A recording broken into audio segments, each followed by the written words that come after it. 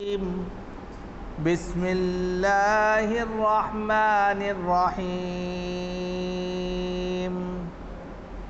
والفجر وليال عشر والشفع والوتر والليل إذا يسر هل في ذلك قسم الذي حجر ألم تر كيف فعل ربك بعاد إرم ذات العماد التي لم يخلق مثلها في البلاد وثمود الذين جابوا الصخر بالواد وفرعون ذي الأوتاد الذين طغوا في البلاد فأكثروا فيها الفساد فصب عليهم ربك صوت عذاب إن ربك لبالمرصاد فأما الإنسان إذا ما ابتلاه ربه فأكرمه ونعمه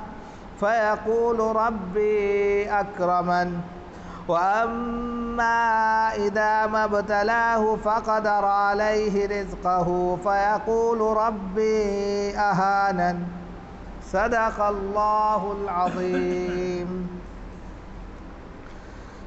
محترم بزرگوں اور دوستوں، دینی اور ایمانی بھائیوں، اللہ رب العزت کا شکر ہے، اس کا کرم ہے کہ اس نے ہمیں اپنی بارگاہ میں نماز کے ساتھ ساتھ درس قرآن میں بیٹھنے کی بھی توفیق عطا فرمائی۔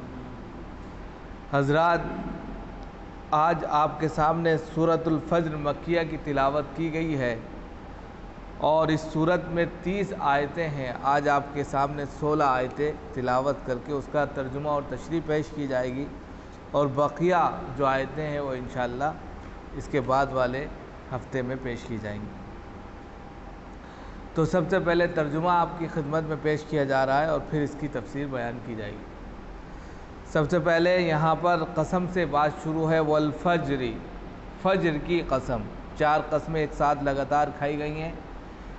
والفجر، فجر کی قسم، ولیال عشر، 10 راتوں کی قسم، والشفع والوتر، جفت اور طاق عدد کی قسم، واللیل اذا یسر، اور رات جو ختم ہونے والی ہے، چلنے والی رات کی قسم، یعنی رات جو بالکل آخر پہر پر چلی جاتی ہے، ختم ہونے والی ہوتی ہے، پھر دن نکل جاتا ہے، پھر دن کے بعد پھر رات آ جاتی ہے، اس کی قسم۔ 4 قسمیں کھائی اور اس کے بعد کہا حل فی ذالک قسم الذی حجر، کیا ان میں یعنی ان قسموں میں عقل مندوں کے لیے مزید قسم کی ضرورت ہے؟ یعنی کہ یہ جو 4 قسمیں کھا لی ہیں اس کے بعد بھی عقل مندوں کے لیے مزید اور قسمیں کھائی جائیں یا نہیں کھائی جائیں؟ حل فی ذالک، کیا ان میں یعنی یہ جو قسمیں کھائی گئی ہیں ان کے بعد بھی ذی حجر، عقل مندوں کے لیے مزید قسم کی ضرورت باقی بچتی ہے یا نہیں بچتی؟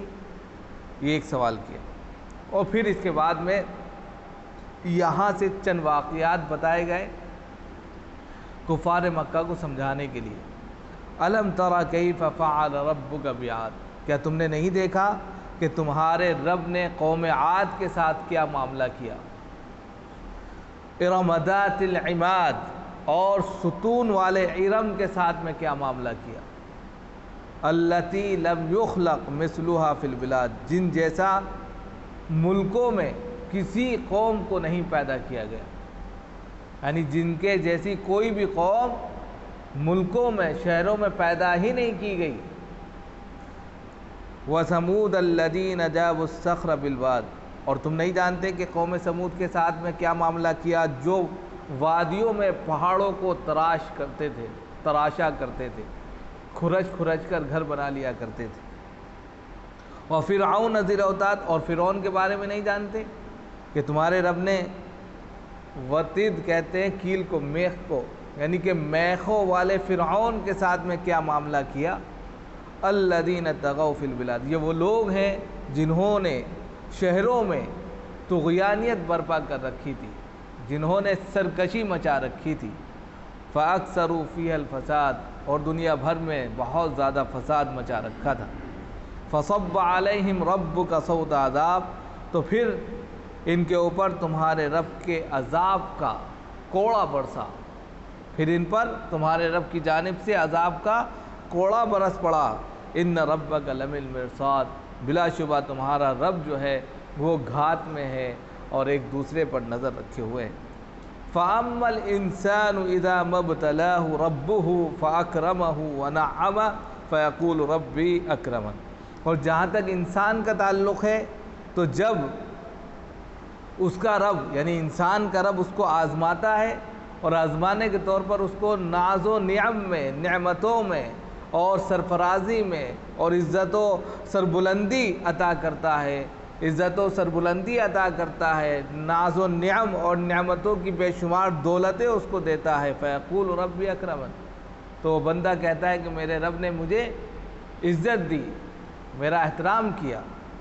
وَأَمَّا إِذَا مَا ابْتَلَاهُ فَقَدَرَ عَلَيْهِ رِزْقَهُ فَيَقُولُ رَبِّي أَهَانَنِ، اور جہاں تک اس شخص کا تعلق ہے جس کو آزماتا ہے، یعنی جب اللہ رب العزت آزماتا ہے تنگی سے، تنگ دستی سے، روزی کی کمی سے، کھانے پینے کی کمی سے، تو وہ کہتا ہے کہ میرے رب نے میری اہانت کی، توہین کر دی، یعنی اللہ سے وہ کیا ہو جاتا ہے، بدگمان ہو جاتا ہے۔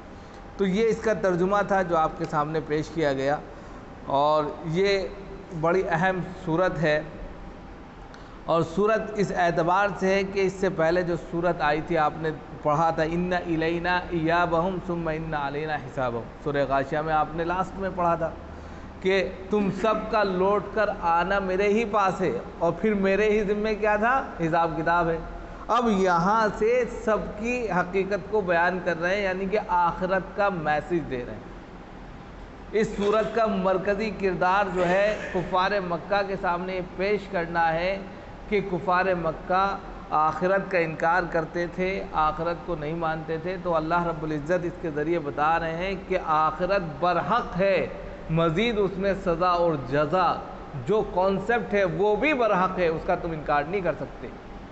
اس لیے کہ جب ہم نے دنیا میں قوم عاد، قوم سمود اور فرعون جیسی قوموں کو سزا دی، تو آخرت میں ہم کیوں نہیں سزا دیں گے؟ تم مانتے کیوں نہیں کہ یہ تو ہم نے دنیا میں کر کے دکھا دیا اور تم آخرت کا انکار کر رہے ہو اور جناب محمد رسول اللہ صلی اللہ علیہ وسلم کو پریشان کر رہے ہو، کیونکہ یہ ابتدائی زمانے کی آیتیں ہیں، یعنی اس وقت کی آیتیں، یہ صورت ہے جس وقت قرآن نازل ہو رہا تھا، 10ویں نمبر کی یہ صورت ہے ترتیب نزولی کے اعتبار سے۔ تو ان کو سمجھانے کے لیے بتایا کہ تم بھی ان لوگوں کی طرح مت کرو، قوم عاد، قوم سمود اور فرعون کی طرح، جنہوں نے زمین میں فساد برپا کر دیا اور پھر ہم نے ان کو زمین ہی کے اندر جو زمین بوس کر دیا۔ تم بھی ایسا کرو گے اس دین کے ساتھ تو تمہارے ساتھ بھی یہی معاملہ ہوگا، لہذا بہت بچ کر کام کرو۔ تو یہ ساری چیزیں ان کو بتانا، یہ اس کا مرکزی کردار ہے کہ آخرت میں سزا اور جزا کا برحق ہونا۔ اب اس کو انہوں نے اپنے طور پر سمجھانے کی کوشش کی۔ تو یہ سورۃ الفجر ہے۔ فجر کے معنی آتے ہیں صبح کے وقت، یعنی کہ جو سفیدی ہوتی ہے، دو وقت ہوتے ہیں، صبح کاذب ہوتی ہے اور صبح صادق ہوتی ہے۔ صبح کاذب جو ہوتی ہے وہ یہ ہوتا ہے کہ ایک دم سے ایک روشنی ہوتی ہے اور پھر ختم ہو جاتی ہے، جو سحری کا وقت ہوتا ہے، اور اس کے بعد ایک روشنی پھر آدھے گھنٹے کے بعد، ایک گھنٹے کے بعد آتی ہے اور پھیلتی چلی جاتی ہے، وہ صبح صادق ہوتی ہے۔ تو یہاں پر وقت مراد ہے، کسی دن کی فجر مراد نہیں ہے، کبھی سوچیں کہ فجر کی نماز مراد ہے، بلکہ فجر کا وقت مراد ہے، اور فجر کے وقت سے وہ سفیدی مراد ہے جو پھیلتی چلی جاتی ہے، یعنی کہ دن مراد ہوا اب اس سے، یعنی کہ دن کا وہ روشن حصہ جو بالکل شروع میں ہوتا چلا جاتا ہے اور پھر پھیلتا چلا جاتا ہے، اور انسان اس کے اندر جو ہے پھر اپنے آپ کو تلاش کرنا شروع کرتا ہے، اس وقت کی قسم کھائی، یعنی کہ دن کے بالکل شروع کے حصے کی قسم کھائی، یعنی صبح کے وقت کی قسم کھائی، اور پھر مزید وَلَيَالٍ عَشْرٍ، 10 راتوں کی قسم کھائی۔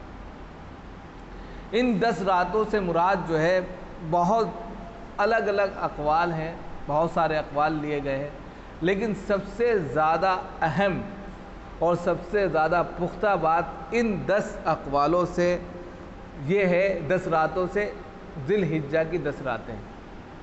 اس کی تفصیل کرنے سے پہلے مزید چند باتیں جو اس کی تفصیل کی گفتگو ہے وہ بھی بتا دیں کہ سورۃ الفجر مکی ہے، مکے میں نازل ہوئی ہے، اور ترتیب نزولی کے اعتبار سے یہ سورت 10ویں نمبر پر ہے۔ ترتیب نزولی کے اعتبار سے یہ سورت 10ویں نمبر پر ہے، گویا کہ ابتدائی زمانے کی سورت ہے۔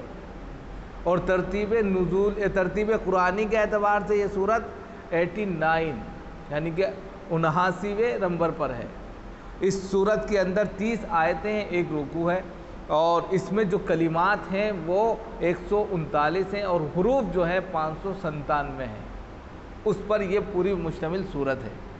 اس کے اندر سب سے زیادہ لوگوں کو سمجھانے اور خاص طور سے کفار مکہ کو سمجھانے کی بات کہی گئی ہے، اور ان کو بتایا گیا ہے کہ ان کو چاہیے کہ وہ جو ہے مسلمانوں کو اور اسلام کو پریشان نہ کریں، آخرت کا انکار نہ کریں، اس لیے کہ یہ ساری چیزیں برحق ہیں۔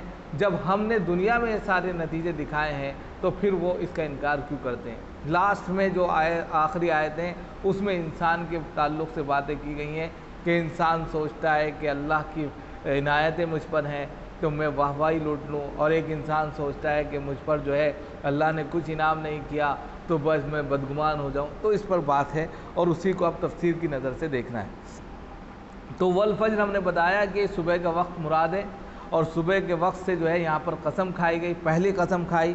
ولیال عشر سے ہم نے کہا سب سے بہترین قول جو مراد لیا گیا ہے وہ یہ لیا گیا ہے کہ ذی الحجہ کی 10 راتیں، ذی الحجہ جو ابھی گزرا ہے جس کے اندر حج ہوتا ہے، تو وہ 10 راتیں مراد ہے۔ اس میں کہا جاتا ہے فضیلت میں کہ وہ 10 راتیں اتنی زیادہ اللہ کے نزدیک مقبول ہیں اور اس میں عمل پسندیدہ ہے کہ اگر کوئی شخص جہاد کر رہا ہے اس جہاد سے زیادہ اس میں نیک کام کرنا، نیک عمل کرنا اللہ کے نزدیک زیادہ محبوب ترین عمل سمجھا جاتا ہے۔ یعنی جہاد سے زیادہ عمل ان 10 راتوں میں کہا گیا ہے، اور ان 10 راتوں میں بھی جیسے آگے آئے گا 8، 9 اور 10 بہت زیادہ اہمیت کی حامل ہو جاتی ہیں۔ تو اس طریقے سے یہ 10 راتیں مراد لی گئی ہیں۔ بہت سے لوگوں نے 1 محرم سے 10 محرم کی مرادیں لی ہیں، بہت سے لوگوں نے رمضان کے آخر کی 10 راتیں اس سے مراد لی ہیں، لیکن زیادہ تر قول جو صحیح قول کے مطابق ہے مفسرین کا جس پر اتفاق ہے وہ یہی ہے کہ ذی الحجہ کی 10 راتیں اس سے مراد ہیں، جس میں عمل کرنا اللہ کے نزدیک سب سے زیادہ محبوب ترین عمل سمجھا جاتا ہے۔ سمجھ میں آئے گی؟ وَلَيَالٍ عَشْرٍ وَالشَّفْعِ وَالْوَتْرِ، تیسرے نمبر پر جو قسم کھائی وہ کیا ہے کہ جفت اور طاق کی قسم کھائی۔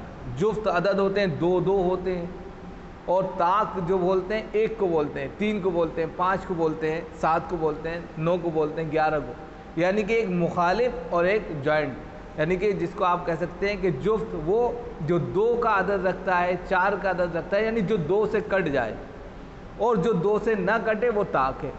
تو اللہ رب العزت نے اس کے ذریعے 2 چیزیں بتائی، والشفع والوتر، کہ ہم نے یہاں 2 چیزیں مراد ہیں۔ ایک تو والشفع والوتر، اس سے پہلے ولیال عشر جو آیا اس کے مطابق یہ 2 راتیں ہوئیں 9ویں اور 10ویں۔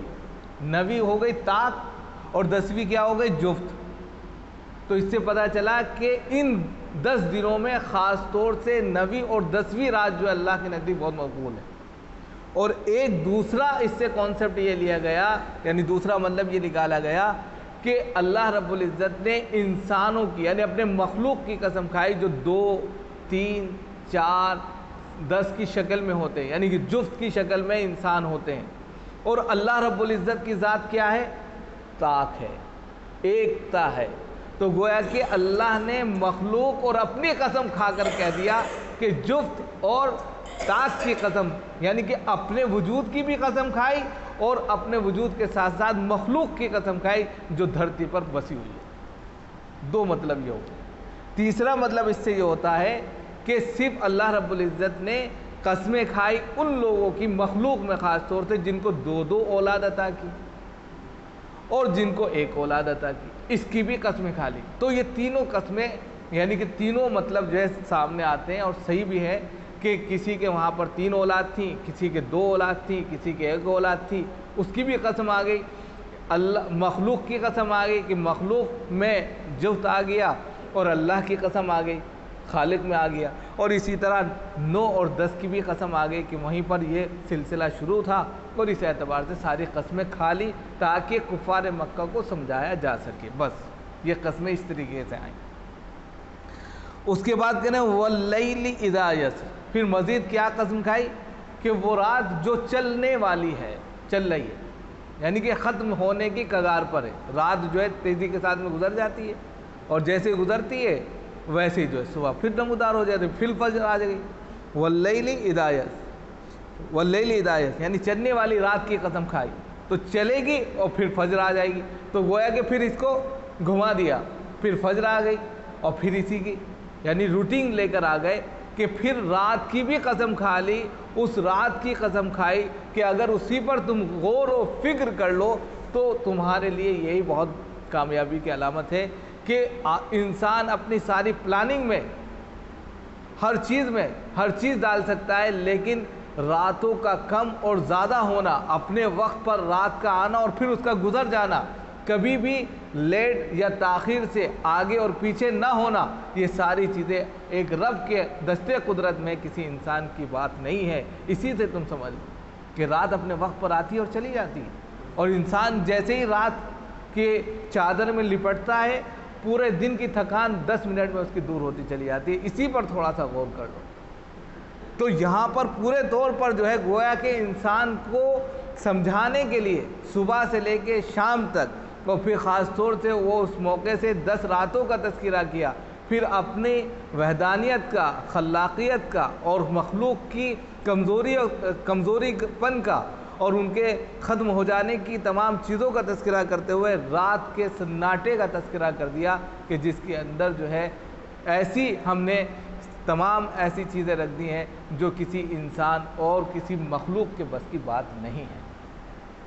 اب ان کی قسم کھانے کے بعد کہہ رہے ہیں کہ حل فی ذالک قسم الذی حجر، کہ کیا ان تمام قسموں کے باوجود، یعنی کہ جو ہم نے ابھی قسمیں کھائی ہیں 4، ان تمام قسمیں کھانے کے بعد عقل مندوں کے لیے مزید قسم کھانے کی ضرورت ہے یا نہیں ہے؟ اب تو رہنی نہیں چاہیے۔ عقل مند جو ہوگا وہ تو صرف ایک ہی لفظ سے صبح کو دیکھ لے اور اس کی روشنی کو دیکھ لے، پھر رات کو دیکھ لے، پھر انسان کے عدد اور معدود کو دیکھ لے، ان تمام چیزوں کا غور کر لے تو اس کو پھر مزید بتانے کی ضرورت نہیں ہے۔ تو وہی کہنے کیا ان تمام قسموں کے بعد بھی عقل مندوں کو قسم کی ضرورت ہے؟ کیا ان کے لیے یہ قسم کافی نہیں ہے؟ یہ بتایا گیا، یعنی کہ اگر واقعی میں عقل رکھتے ہیں تو یہ قسم اس کے لیے کافی ہیں، اور اگر عقل ہی نہیں ہے تو پھر لاکھ ہم ان کے سامنے قسمیں کھاتے رہیں، کوئی فائدہ نہیں۔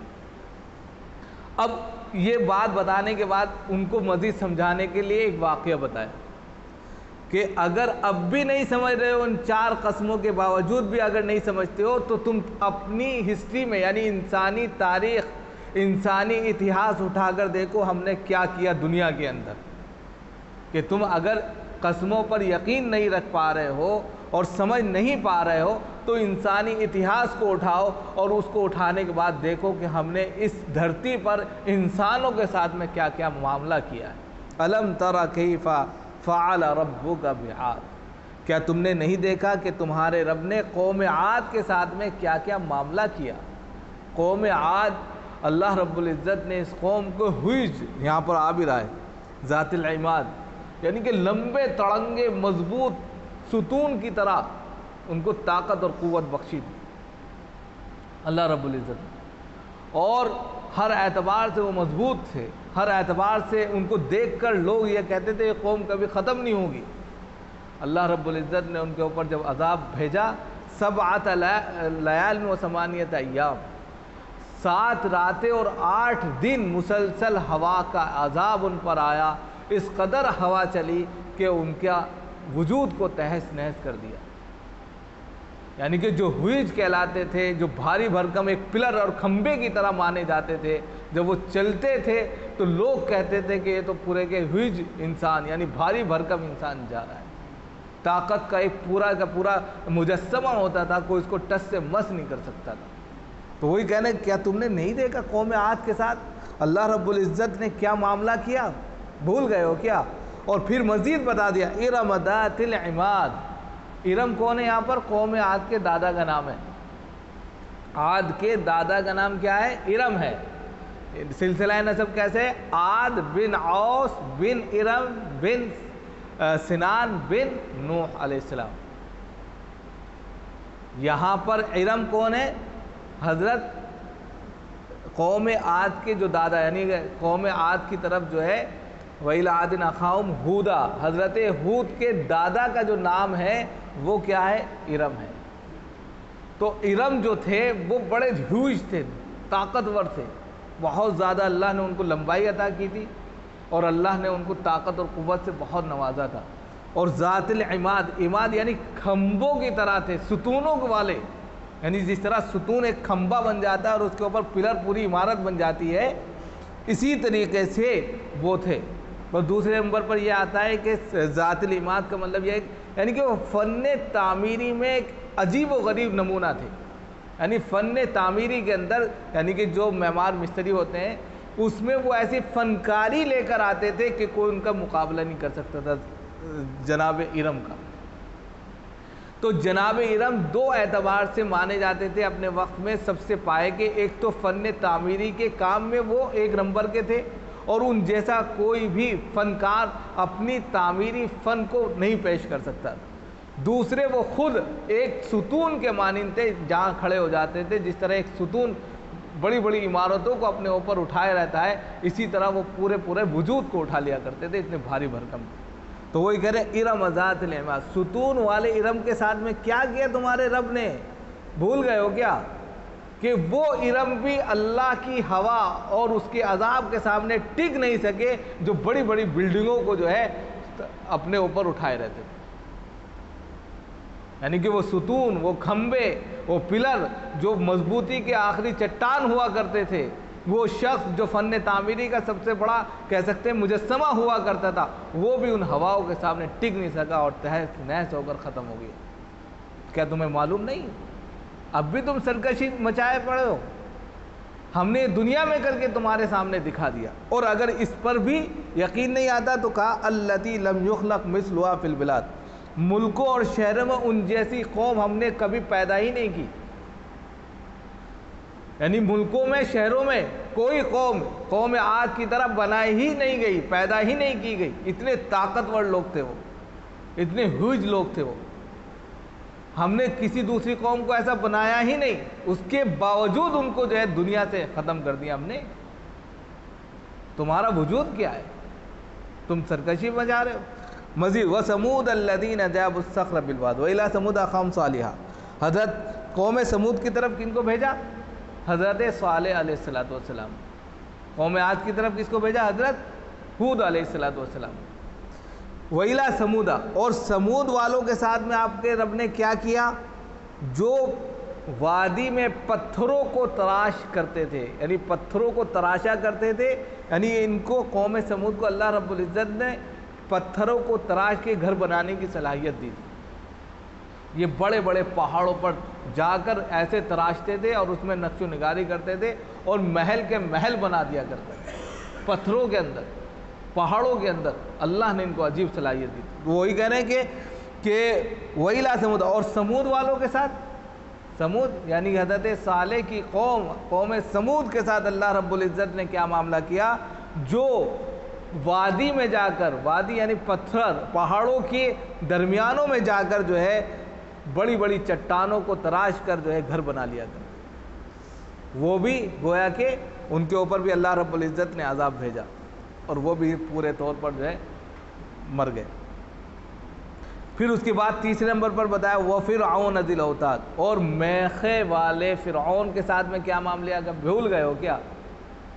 یعنی کہ جو فرعون تھا، فرعون کے دو ذی الاوتاد کے مطلب دو لیے گئے ہیں.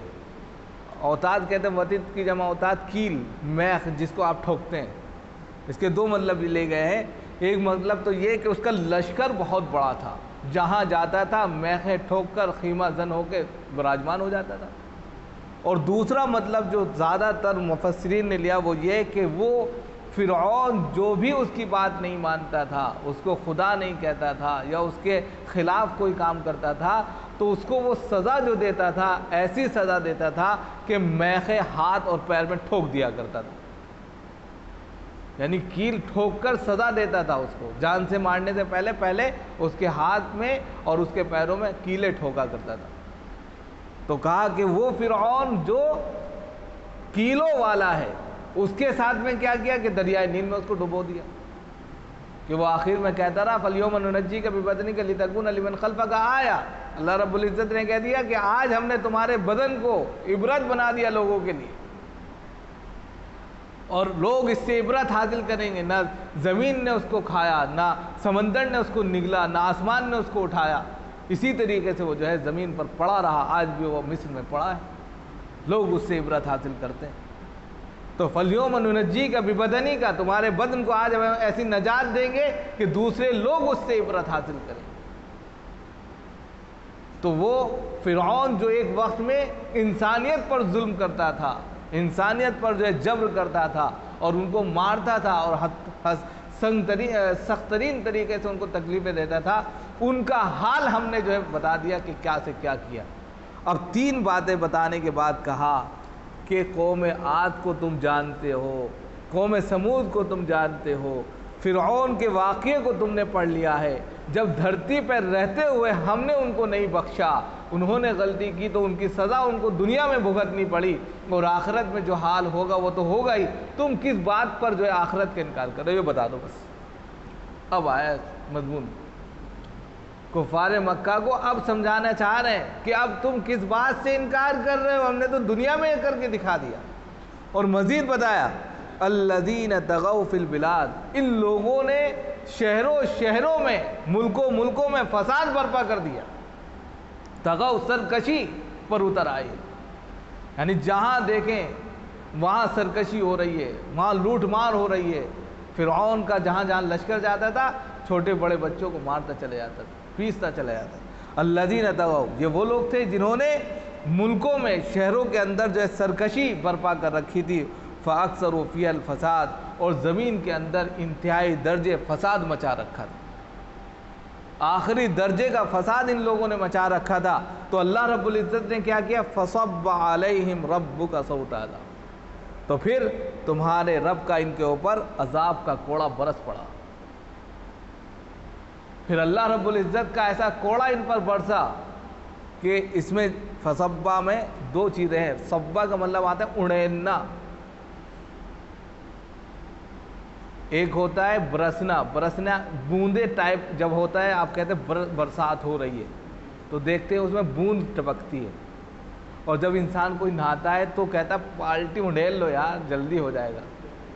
تو یہاں صبہ کا لفظ لے کر آئے کہ ایسا عذاب آیا کہ پورا کا پورا اڑیل دیا، یہ نہیں کہ بوندے ہلکا ہلکا لیا، کہ جب اللہ کا عذاب ان کے اوپر برسا، عذاب کا کوڑا برسا، وہ ایسا برسا کہ ہلکا پھلکا نہیں تھا بلکہ پورا اڑیل دیا گیا تھا، یعنی کہ اتنی تیز گرفت کی گئی کہ پھر ان کے ہاتھ ہکے بکے ہو گئے، چھوڑا نہیں گیا، وہیں کہ وہیں پیس دیا گیا۔ صبہ کے اندر یہ تاثیر پائی جا رہی ہے، اعجاز ہے۔ اور ان ربک لبالمرصاد، یہاں بتا دیا تمہارا رب جو ہے گھات میں لگا ہوا ہے، تمہیں دیکھ رہا ہے، ٹکٹکی باندھ کے CC فوٹیج کیمرے جو ہے جس طرح لگے رہتے ہیں، آپ کیمرے کی نظر میں ہیں۔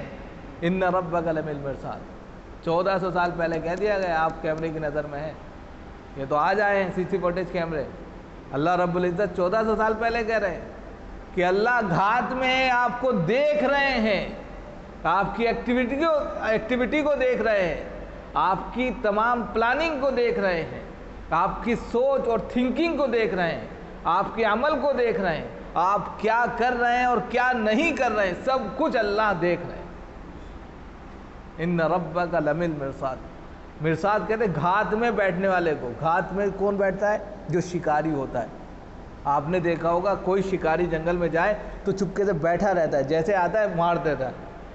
تو گھات میں بیٹھنے والا ٹکٹکی باندھ کر دیکھتا ہے اپنے شکار کو، تو اللہ رب العزت کس طرح دیکھ رہے ہیں اب آپ دیکھ لیجیے، کہ بس نگاہیں آپ پر ہیں، ایک لمحے کے لیے آپ جو ہے نگاہ سے دور نہیں ہیں۔ جس طرح کیمرہ فوکس آپ کے اوپر ڈال دیا جائے اور آپ ایک دم ساکت بیٹھیں، ارے بھائی وہ دیکھ رہا ہے، ارے ایسی حرکت نہ کریں، اللہ دیکھ رہا ہے، آپ بتائیے۔ اب انسان سوچتا ہے ارے کوئی نہیں ہے، آج کے وقت میں یہاں کوئی نہیں ہے، وہ تو ہے نہیں، ان کی چاہے جتنی برائی کر لو، ان کا چاہے کچھ کر لو، ارے خدا ہے وہاں موجود، کیسے تم یہ سب کر رہے ہو؟ خدا کے سامنے یہ ساری بات کر رہے ہو؟ اور اگر تم خدا سے نہیں ڈرتے ہو، اس کی سزا اور جزا سے نہیں ڈرتے ہو، تو یہ پیغام کفار مکہ کو جس طرح دیا گیا ہے اسی طرح تمہارے لیے بھی ہے، صاحب اس کے اندر بہت۔ اور پھر یہاں دو چیزیں بہت اہم بتائی، ان ربک لبل مرصاد کے بعد یہ دونوں آیتیں ختم ہو جائیں گی کہ اللہ گھات میں، اور دو چیزیں انسان انہی دو چیزوں سے جو ہے نا دھوکہ کھاتا ہے، دونوں چیزیں۔ فَأَمَّا الْإِنسَانُ، جہاں تک انسان کا تعلق ہے، اِذَا مَبْتَلَاهُ، جب اس کو اس کا رب آزماتا ہے، پرکھتا ہے، فَأَكْرَمَهُ، یعنی آزماتا ہے اللہ آزما رہا ہے اپنے بندے کو، فَأَكْرَمَهُ، تو اس کی ایک آزمائش کس طرح ہوتی ہے؟ اس کا اکرام کرتا ہے، تعظیم کرتا ہے، عہدہ دیتا ہے، منصب دیتا ہے، اس کو جو ہے اس کے مراتب بلند کرتا ہے، فَأَكْرَمَهُ وَنَعَّمَهُ، اور نعمتیں عطا کرتا ہے، دولت دیتا ہے، ثروت دیتا ہے، ہر اعتبار سے ناز و نعم کی دولتیں اس کے سپرد کر دیتا ہے، وَنَعَّمَهُ فَيَقُولُ رَبِّي أَكْرَمَنِ، آدمی کچھ اور سمجھ بیٹھتا ہے، اللہ تو آزما رہا ہے دے کر، فَيَقُولُ رَبِّي أَكْرَمَنِ، بندہ کیا سوچ رہا ہے کہ میرے رب نے میری تعظیم کی اس لیے کہ میں تعظیم شدہ شخص ہوں، لوگ میرا لوہا مانے، خدا نے میرا مان لیا۔ بھائی خدا پر میرے اوپر خدا کی نعمتیں برس رہی ہیں، میرا اللہ مجھ سے خوش ہو گیا، ایک دن کی نماز نہیں پڑھتے اللہ خوش ہو رہا ہے، ارے آزما رہا ہے وہ تمہیں دے کر۔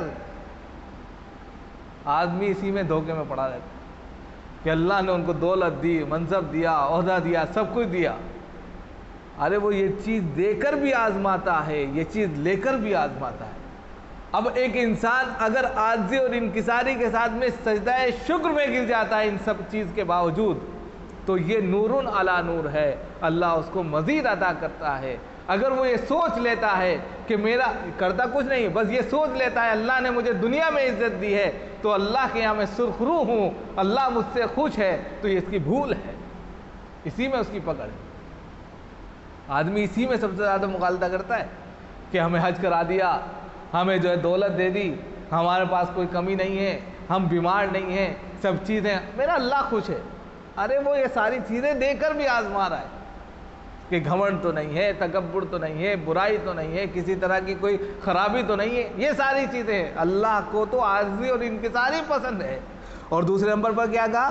وَأَمَّا إِذَا مَبْتَلَاهُ فَقَدَرَ عَلَيْهِ رِزْقَهُ فَيَقُولُ رَبِّي أَهَانَنِ، کہ جہاں تک تعلق ہے اس بات کا کہ وہ آزماتا ہے لے کر، یعنی کہ اس کو تنگ دستی میں ڈال کر، روزی کو کھینچ کر، تنگ دست بنا کر، اس کو فقر و فاقے میں مبتلا کر کے جب آزماتا ہے، فیقول ربی اہانن، تو فوراً بندہ کیا کہتا ہے؟ ارے میری توہین کر ڈالی، مجھے کچھ نہیں دیا اللہ نے، میں اتنی دعائیں کرتا ہوں، اتنی مناجات کرتا ہوں، کبھی پوری نہیں ہوتی، یعنی اللہ سے بدگمان ہو گیا، اس پر بھی اس کی پکڑ ہے۔